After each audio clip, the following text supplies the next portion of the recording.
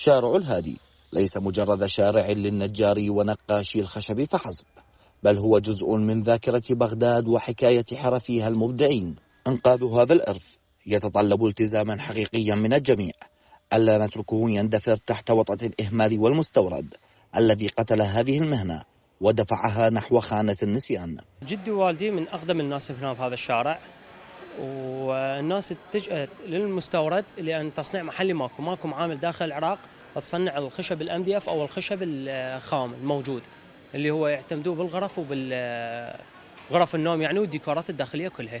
قبل أكثر من عقدين من الزمن كان هذا الشارع مقصد البغداديين الباحثين عن جمال المصنوعات الخشبية بإبداع ودقة.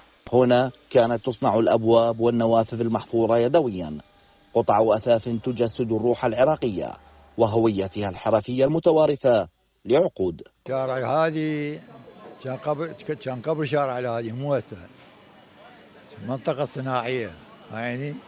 هسه صار كل استيراد وما ادري شنو، كل هذا خشب الزبالة اللي يجيبوه. تراث هذا شارع الهادي، باب الشيخ.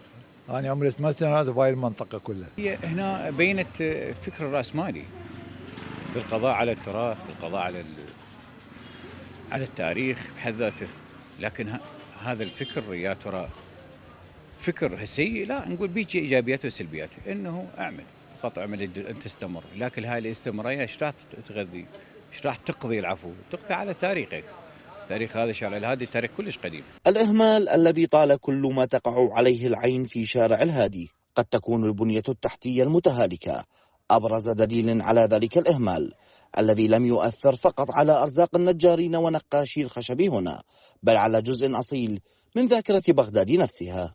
يقولون أن للمكان ذاكرة، وذاكرة شارع الهادي ربما فقدت إلى الأبد. بقيت أصوات نجاريه ونقاشيه حين كانوا يصنعون من الخشب ذاكرة مجتمع بأكمله. حيدر نبيل، العراق الحدث، بغداد.